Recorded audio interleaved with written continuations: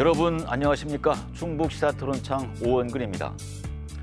2023년 7월 14명의 목숨을 앗아간 오송 지하차도 참사 관련 수사가 1년 6개월 만에 마무리됐습니다. 본격적인 말씀을 듣기 전에 먼저 오송 참사로 희생된 모든 분께 깊은 위로와 애도의 마음을 전합니다. 이 자리에 오송 참사 유가족 협의회 이중훈님 나오셨습니다. 그리고 오송 참사 시민대책위원회 이선영 공동집행위원장 나오셨습니다. 네, 재작년 여름 발생한 오송 참사에 대해 알아보겠습니다. 이중훈님, 오송 참사 유가족이신데요. 네. 힘든 시간이었을 겁니다. 지난 1년 6개월 어떻게 지내셨습니까? 네, 안녕하십니까. 저는 2023년 7월 15일 오송 참사로 희생되신 고 이수영님의 아들 이중훈입니다. 저희 아버지는 장난기가 많으시면서도 굉장히 책임감이 많으신 분이셨어요. 17년, 18년 전쯤 어머니가 이제 암투병 하실 때도 그렇고 최근 코로나 때도 어머니 옆에서 그 병수발을 다 들어주셨거든요. 그만큼 책임감이 강하셨던 분이셨는데 그렇게 안타깝게 이렇게 희생되시고 이제 저희가 이제 길을 가다가도 이제 비슷한 모습과 체형을 하고 계신 분들 보게 되면은 울컥하고 가슴이 참 먹먹하고 답답한 그런 생활 속에서 최근에야 이제 기소가 됐지만 1년 6개월이라는 긴 시간 동안 당시 그때 7월 15일 2023년 7월 15일 그때 시간에 멈춰서 저는 그 시간 속에 갇혀서 살고 있습니다. 네, 시간에 멈춰서 갇혀 있다는 말씀을 드리니까 좀 먹먹해집니다.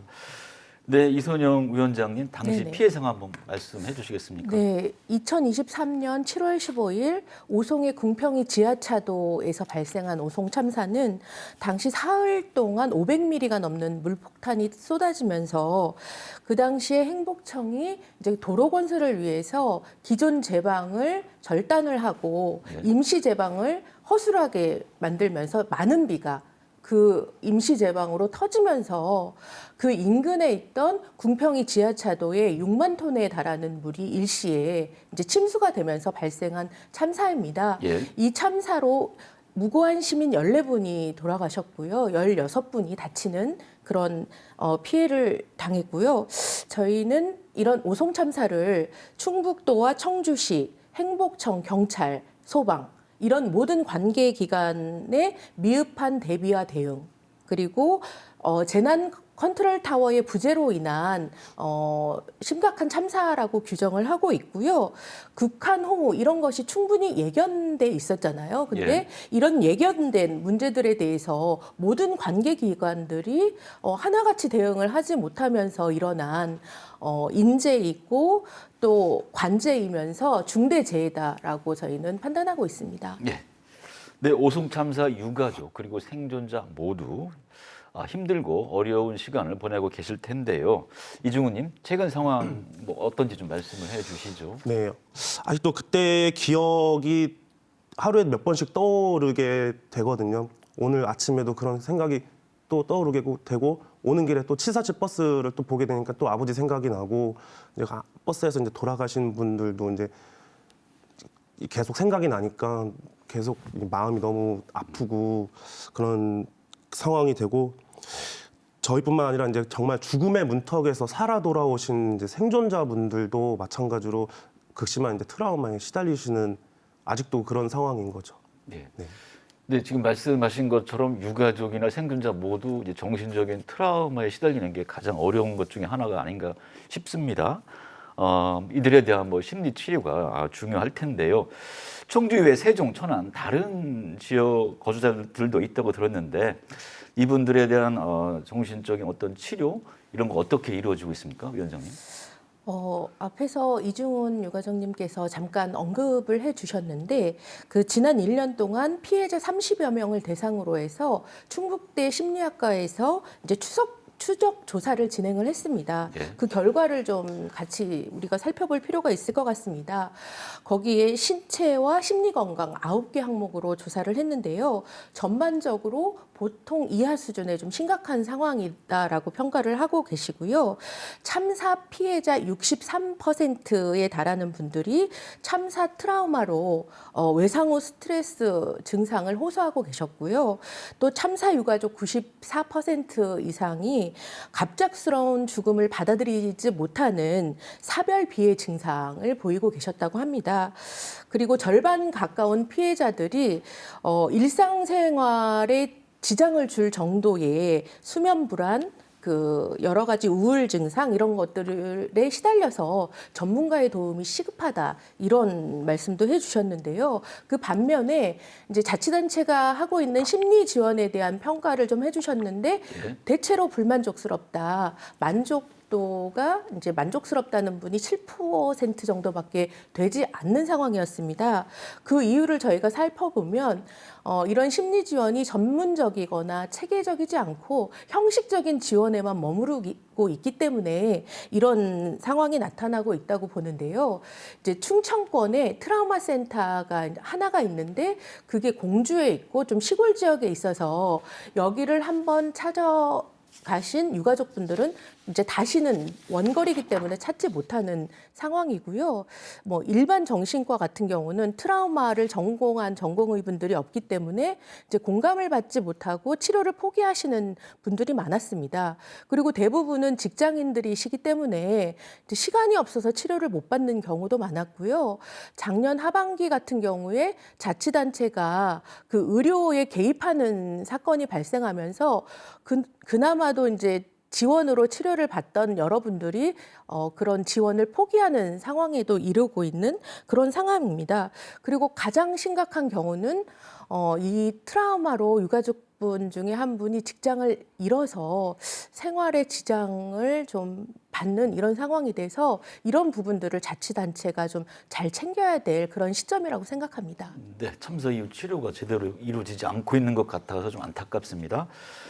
지난해 시민진상조사위원회에서 조사 결과를 발표했는데요. 이중훈님, 그 오송 참사의 원인은 어떻게 밝혀졌습니까? 도나 시에서 자체적으로 자발적으로 조사를 해줄 거라 생각을 했는데 본인들은 이제 잘못이 없다고 판단을 했는지 전혀 이제 움직임이 없었어요. 예. 그 검찰에서는 마찬가지로 또 수사 중이라는 이유로 저희한테 정보 공개도 안 해주고. 다행히 지역구 의원님들이랑 이렇게 시민연대 분들께서 많이 도와주셔가지고 그날에 있었던 진상들을 좀 많이 알게 됐어요. 그 1차 원인은 일단 임시재방이 주 원인이었지만 그 피해 상황을 더 악화시킨 거는 이제 수많은 신고 전화가 있었음에도 아무도 통제를 안 했다는 점. 당시 그 감리단장과 동네 주민들께서 신고 전화를 많이 했어요. 사고 2시간 전부터. 그런데 아무도 통제를 안 했다는 점이잖아요. 이 정도면은 지자체나 소방, 경찰에서 정말 사람 죽으라고 내던진 거나 다름없다고 생각합니다. 그동안 정부 차원이나 또 지금 말씀하신 시민진상조사위원회 차원이나 이제 여러 진상 규명을 위한 노력이 있었는데 그 규명이 제대로 됐다고 보십니까? 제 개인적인 생각으로는 원인은 다 밝혀진 것 같아요. 네, 제가 계속 언급했지만 검찰에서는 수사 중이라는 이유만으로 저희에게 정보 공개를 전혀 안 했고, 이제 감리단장이나 현장소장 재판 때 제가 참석을 했었는데 그때 정말 전혀 몰랐던 내용들. 그때랑 그 재판 때 알게 됐고 나중에 다른 이제 경찰, 소방 쪽 공판에 참석하거나 그럴 때나 좀 정확한 진실들을 알게 되고 제가 참석 못했을 때는 뉴스 기사로만 이제 알게 됐거든요. 근데 그런 거를 저희에게 정보 공개를 안 한다는 점이 좀 많이 좀 유감스럽고요. 그 수십 년 동안의 근무 태만이 이런 결과를 낳았다고 생각합니다. 저는. 네, 위원장님 지금 이중훈님 말씀 잠깐 하셨는데 이런 진상조사 과정에서 소방관이 이제 보고서 조작 이런 게 있었잖아요. 여러 가지 그 문제점이 드러나기도 했죠. 네, 맞습니다. 그런데 이제 이분들이 지금 대부분은 기소가 되었고 재판을 진행 중에 있는데요. 이 재판 과정에서 좀 더 많은 진실이 드러나기를 좀 바랬는데 그렇지 않고 있는 것으로 알고 있습니다. 감리단장을 제외하고는 청주시 충북도 공무원 그리고 경찰 소방 이런 분들이 모두 사실과 혐의를 부인하고 있다. 이런 걸 소식을 접하면서 좀 답답한 상황인데요. 경찰만 하더라도 112 상황실에 당시에 이제 직원이 사전 신고가 2차례나 들어갔음에도 불구하고 긴급 신고로 분류되지 않았고 소방 대응을 하도록 전파하지도 않았습니다. 예. 그리고 출동 명령을 받았지만 사실 엉뚱한 지하차도로 가게 되었죠. 그 다음에 부실 대응을 숨기기 위해서 허위 공문서를 작성하는 그런 혐의들도 있고 소방만 하더라도 사고 발생 전에 비상대응 1단계를 발령한 것처럼 서류를 작성했었고요. 아침 6시 반부터 긴급 통제단이 가동된 것처럼 이런 이제 허위 공문서를 작성했습니다. 이런 부분들이 재판 과정에서만이라도 좀 진실이 밝혀지는 계기가 되어야 하는데 그렇지 못해서 저희가 좀 답답한 상황이고요. 뭐 개인의 구명도 중요하지만 오송 참사의 진실을 바로 잡고 또 이런 참사가 다시는 발생하면 안 되잖아요. 그렇기 때문에 좀 진실을 말하는 그런 공간으로 좀 거듭났으면 좋겠습니다. 예. 지난 9일 검찰은 참사 1년 6개월 만에 수사 결과를 발표했는데요. 관련 영상 보시겠습니다. 재작년 7월 15일 지하차도가 침수되면서 14명이 숨지고 16명이 다친 청주 오송 지하차도 참사. 도로공사 편의를 위해 무단으로 훼손한 미호천 제방이 불어난 강물에 무너진 게 참사의 직접 원인이었습니다. 청주지검 오송 지하차도 침수 사건 수사본부는 참사 18개월 만에 이범석 청주시장과 이상래 전 행복청장, 시공사 대표이사 등 3명을 중대재해처벌법 시민재해치사 혐의로 재판에 넘겼습니다. 먼저 제방 관리 책임이 있는 청주시장은 제방 불법 훼손이 반복되는데도 안전점검은 전혀 하지 않는 등 사실상 손 놓고 있었다고 판단했습니다. 도로공사 시행 주체였던 이상래 전 행복청장도 불법 제방을 방치한 책임이 있다고 봤습니다. 중대재해처벌법 시행 이후 중대시민재해가 적용된 1호 사건으로 자치단체장이 기소된 건 이번이 처음입니다. 그 임무를 불성실하게 이행을 해서 시민들이 다치게 된다면 거기에 대해서 그 권한에 걸맞는 책임을 져야 한다라고 하는 거를 보여주는 기소고요. 반면 지하차도 관리 주체였던 김영환 충북지사는 중대재해처벌법 기소 대상에 포함되지 않았습니다. 검찰은 지하차도 자체에는 결함이 없었고 진입 통제가 안 됐던 건 매뉴얼이 있는데도 제대로 수행하지 않은 담당 공무원들의 잘못이라며 김 지사에게는 책임을 묻지 않기로 했습니다. 참사 유가족과 생존자 단체는 즉각 항고하겠다고 밝혔습니다. 실질적으로 가장 도지사님이 가장 문제라고 판단을 드는데 왜 저분만 저런 식으로 또 빠져나가고 됐는지에 대해서 약간 너무 아쉽더라고요. 수사에 너무 오랜 시간이 걸렸다는 지적에 대해 검찰은 중대시민재해를 적용한 선례가 없고 하천 관리와 공사 등 책임이 결합돼 있어 각자의 법리를 검토하느라 시간이 걸렸다고 해명했습니다. 네, 유가족 협의회에 계신 이중훈님, 이 검찰 수사 마무리 어떻게 보십니까? 그리고 작년 10월 중순경 충북 국정감사에서 또 제가 또 유일하게 그 대표 발언을 할 기회가 있었는데 거기서 제가 그랬어요. 여기 계신 공무원들 매뉴얼 좋아하시잖아요. 매뉴얼들만 했으면은 그 14분이 사망하는 사건은 없었을 거라고 그 매뉴얼대로만 했으면은 됐을 텐데 그러지 않았다는 거고 지방하천에 해당되는 미호강의 안전관리 책임자는 도지사라고 중대재해처벌법에 아주 정확하게 명시되어 있고 그렇다는 거는 김영환 도지사가 지금 위법을 저지른 게 맞다고 생각을 해요. 이 그 똑똑하신 그 검사분들이 더 잘 아실 텐데 왜 김영환 도지사에게 무혐의를 줬는지 상식적이지 못한 결론이라고 저는 생각합니다. 저희 시민의 입장에서도 유가족분들과 크게 다르진 않습니다. 검찰의 수사 결과가 너무 길어졌기 때문에 이제 기다리면서 진이 빠졌고요. 그리고 수사 결과를 보면서 상당히 맥이 빠진다 이런 평가가 대부분이었습니다. 저는 그 원인이 오송 참사의 원인 조사가 제대로 되지 않았기 때문이라고 생각을 하는데요.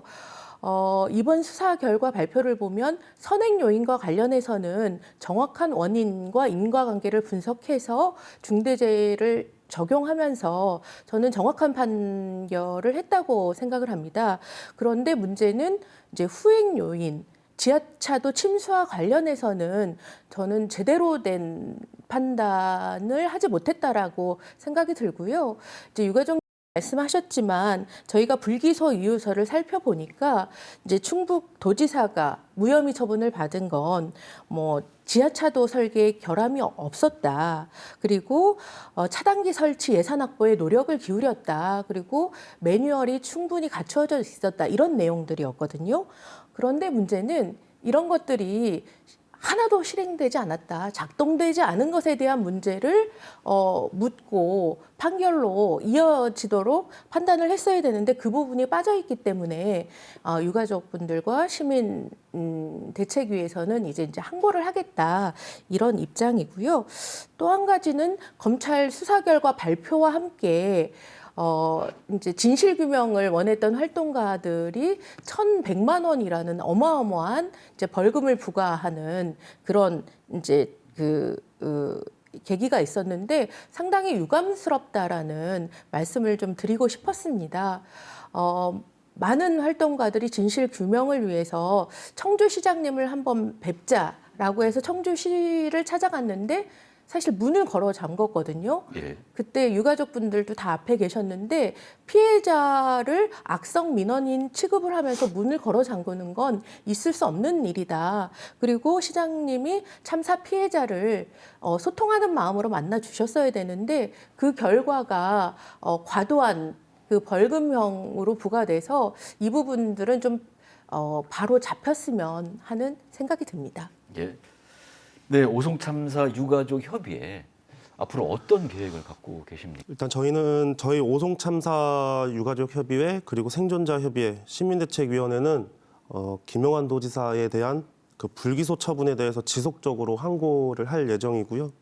꼭 그 국정조사를 통해서 무능력하고 무개념하고 무책임한 책임자들을 처벌할 수 있게 할 예정이고 또 이런 끔찍한 이런 참사가 다시는 일어나지 않게 재발 방지에 좀 노력을 하겠습니다. 네, 지금 재발 방지 말씀하셨어요. 네. 그 참사가 일어난 지역에 다시 뭐 같거나 유사한 사고가 발생하면 안 되잖아요. 그럼 재발 방지를 위해서 필요한 게 뭐라고 이렇게 생각하십니까? 시설 관리를 잘 했든 못했든 책임자들이 관심이 없으면 이런 참사가 좀 발생한다고 저는 생각이 들어요. 제발 그 책임을 서로 미루지 말고 안전에 대해서는 너나 할 거 없이 유심히 관찰을 해주셨으면 좋겠어요. 책임자들께서. 예. 그리고 매뉴얼대로만 하시면 됩니다. 매뉴얼대로만 하시면 되고 그리고 그 책임자들의 강력한 처벌을 해야 이런 선례를 만들어야 다음에 또 이런 참사가 일어나지 않을 거라는 생각이 들어요. 그래서 이번 오송 참사에 대한 최고 책임자들은 꼭 처벌받아야 된다고 생각합니다. 예. 근데 기상 이변으로 과거 경험해보지 못한 이제 극한의 이상 현상이 자주 일어나고 있는데 위원장님 이에 대한 대책 필요해 보입니다. 저는 우리 자치단체가 지나치다 싶을 정도로 넘치는 대책을 세워야 한다라고 주장을 합니다. 극한 이변은 어떤 방식으로 다가올지 아무도 예측을 할 수 없기 때문에 다양한 변수에 대응을 하기 위해서는 많은 대책들이 필요하다고 생각을 하고요. 또 이제 매뉴얼 얘기가 계속 나오고 있는데 청주시와 충북도의 매뉴얼은 잘 갖춰져 있습니다. 그런데 오송 참사에서 드러났듯이 작동이 되지 않는 문제를 어떻게 해결할 거냐, 이 문제에 대해서 적극적인 개선이 필요하다고 생각이 들고요. 재난은 복합적으로 옵니다. 그리고 관할 지역이 청주시라고 청주시에만 오는 게 아니고 기초, 광역, 그리고 이게 하천, 철도, 산림 다양한 방식으로 올 거기 때문에 유기적인 시스템을 갖추는 게 가장 중요하다라고 생각을 합니다. 그것뿐만 아니고 이제 구호와 구조의 담당을 하고 있는 경찰, 소방 여기까지도 완벽히 대책이 세워져야 우리 전 국민의 안전이 담보될 수 있다라고 생각합니다. 네, 끝으로 마무리 말씀 듣겠습니다. 위원장님 먼저 도민 여러분께 하고 싶은 말씀 있으면 해주시기 바랍니다. 네. 진정한 추모는 진상규명이다라고 저희가 그동안 외쳐왔는데요. 이제 원인 조사가 제대로 되지 않기 때문에 검찰 조사 결과도 좀 허술하다라고 판단이 하고 있고요. 이 완벽하게 미완으로 남아있는 진상 규명을 위해서 노력을 좀 해줘야 되는데 다행히 국회에서 국회의장님이 이제 탄핵 국면이 좀 진정이 되면 오송 참사에 대한 진상 조사를 진행하겠다. 국정조사를 통해서 이런 말씀을 해주고 계셔서 저희도 그 부분을 좀 기다리고 있겠습니다. 많은 관심 부탁드립니다. 네, 이중훈님 마무리 말씀 네. 부탁드립니다. 오송 참사 이후로 또 많은 참사가 또 일어났어요. 저 언제 어디서 또 어떤 참사가 또 생길지 매일매일 이제 걱정을 하면서 지내고 있는데요. 다시 한번 희생되신 분들과 유가족분들께 깊은 애도와 위로의 말씀을 드립니다. 그리고 참사나 안전사고가 없는 좀 안전한 나라가 되길 바라고 모든 분들께서 새해에도 항상 건강하시고 하시는 일들 잘 되시길 바라겠습니다. 네, 오늘 두 분 말씀 고맙습니다.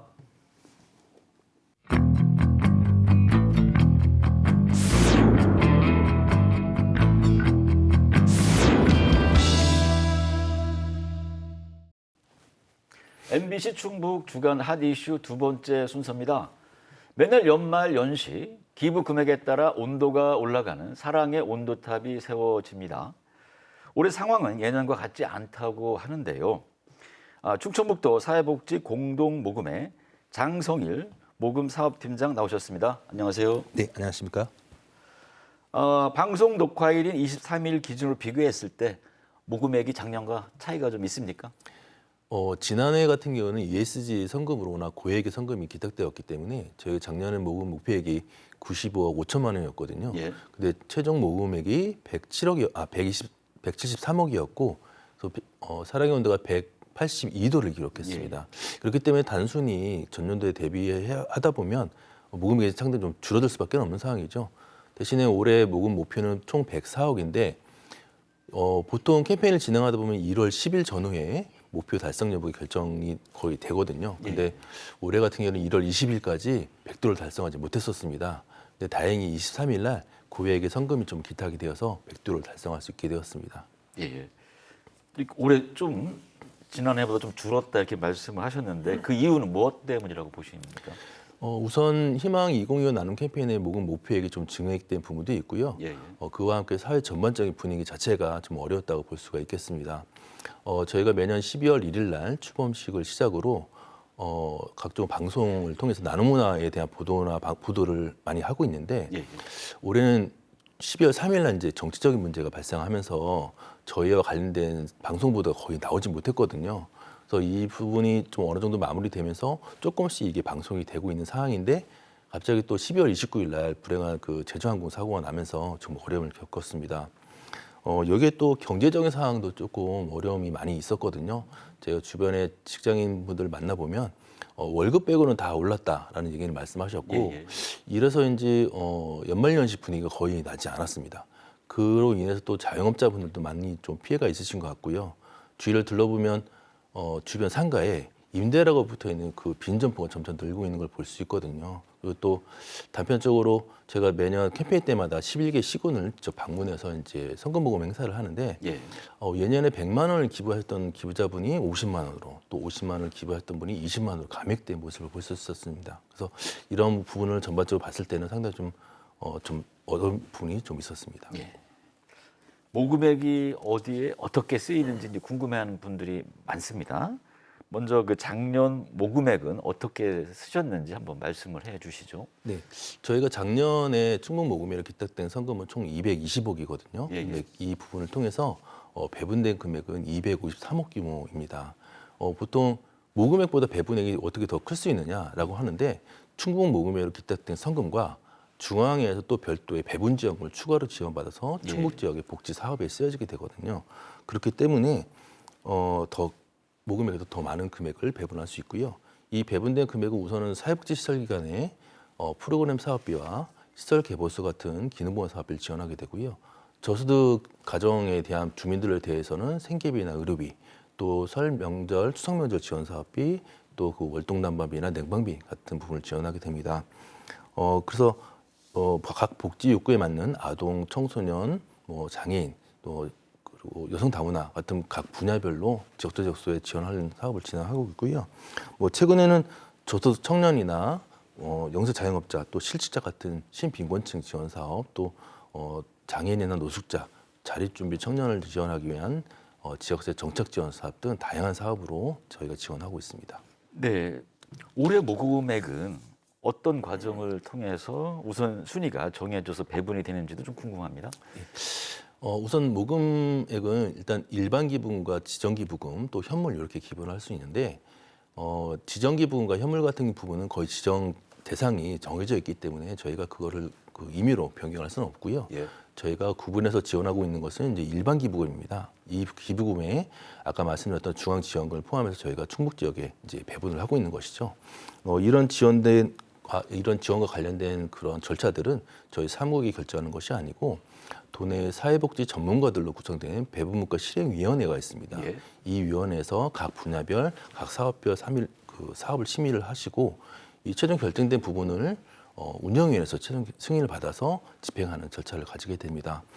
그리고 개인에게 지원되는 기초복지 사업 같은 경우에는 저희가 시군청이나 읍면동 행정복지센터를 통해서 추천을 받기 때문에 중복 지원이 되지 않도록 주의를 하고 있고요. 사회복지시설에 지원하고 있는 신정사업이나 기업사업 같은 경우에는 저희가 주로 공모형 사업을 진행하거든요. 그래서 각 단위 사업별로 해당 기관에서 신청을 받고 또 배분문과 실행위원회에서 이 부분 심사를 해서 각 지원하고 있는 방식으로 지원하고 있습니다. 예. 많은 기업들이 경영에서 지속 가능성을 달성하기 위해서 ESG 경영에 관심을 보이고 있잖아요.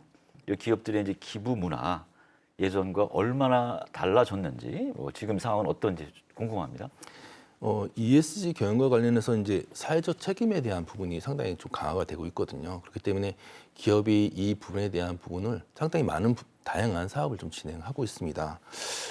근데 아직까지 기업에서는 환경과 관련된 기부가 가능하냐라는 부분을 많이 질문하시거든요. 근데 저희가 지난 2023년부터 배분 사업 지원 분야를 문화와 환경 분야에까지 범위를 넓혀서 지원하고 있습니다. 그렇기 때문에 그 ESG 경영의 주요 구조 중에서 환경과 사회에 대한 기업의 책임을 기부를 통해서도 진행을 할 수가 있는 거죠. 저희가 충북 같은 경우는 2023년에 모 기업이 탄소 절감을 위한 환경 개선 사업으로 95억 5천만 원을 기부를 하셨습니다. 예. 이 사업을 통해서 청주 지역의 화물차들의 그 무시동 냉난방 장치 지원 사업, 또 도시숲 조성 사업을 진행하고 있거든요. 그래서 이 사업은 지금 2024년부터 2026년까지 진행을 하고 있는 상황이고요.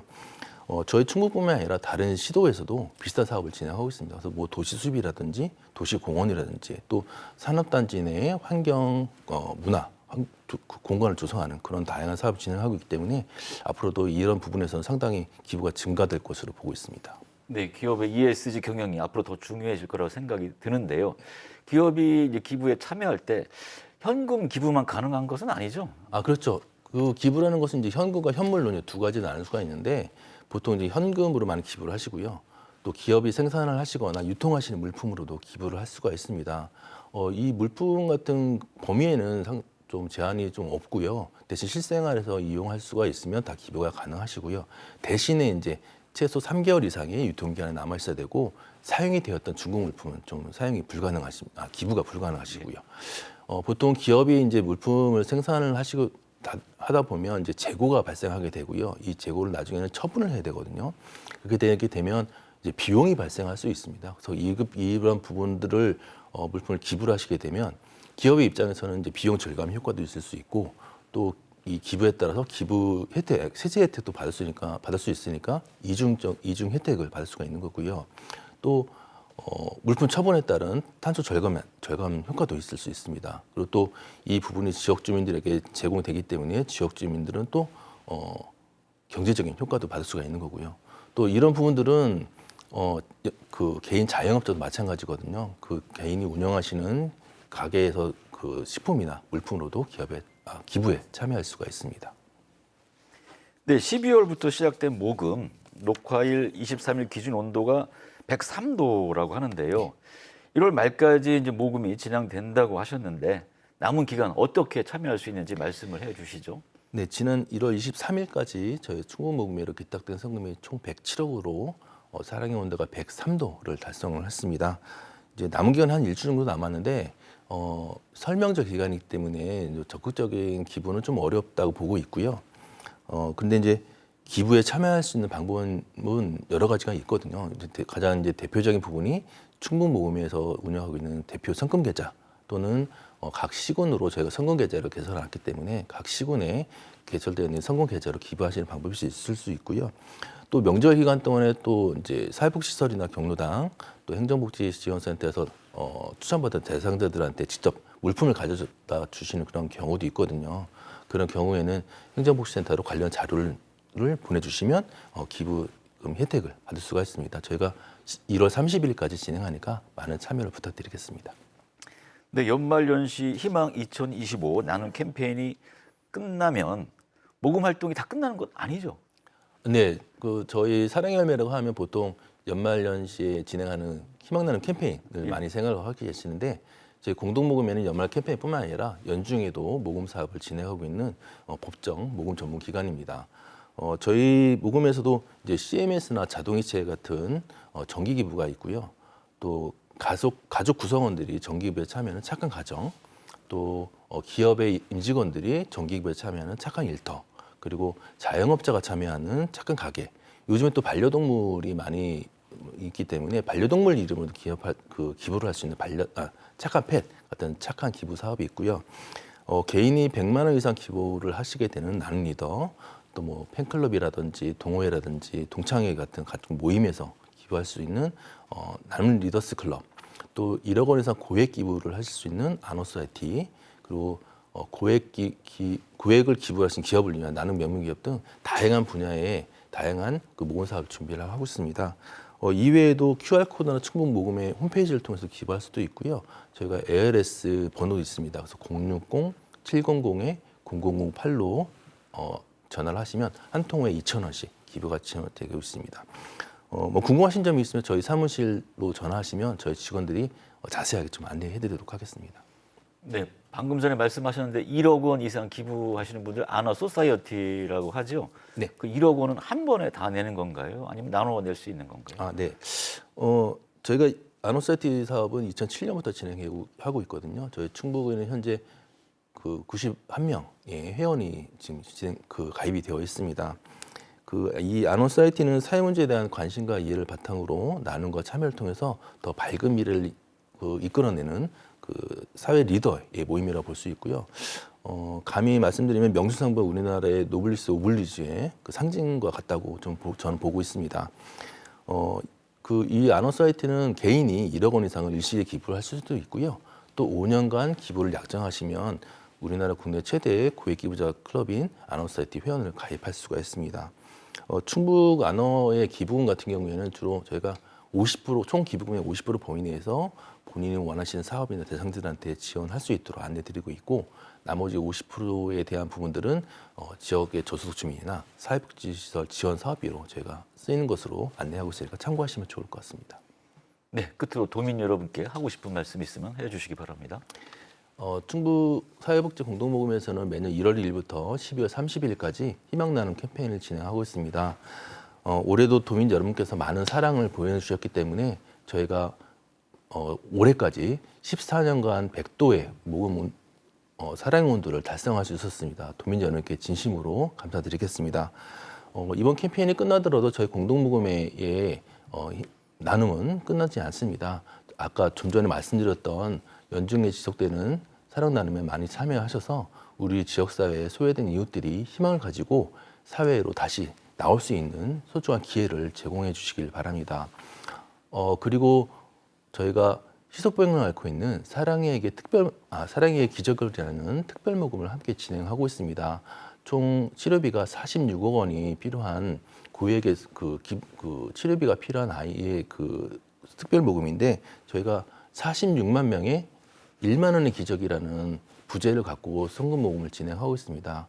지금 현재까지 총 24억 원의 소중한 성금이 저희가 답지되었는데, 그 소중한 사랑이에게 기적을 보여줄 수 있도록 충북도민 여러분과 기업, 그리고 기업 임직원 여러분의 많은 참여를 부탁드리겠습니다. 예, 오늘 말씀 고맙습니다. 네, 고맙습니다. 슬픔을 나누면 반이 되고 기쁨을 나누면 배가 된다고 하죠. 더불어 사는 세상, 서로가 서로에게 힘이 되고 위로가 되었으면 합니다. 충북 시사토론창 주간 핫 이슈 여기서 마칩니다. 시청해주신 여러분 고맙습니다.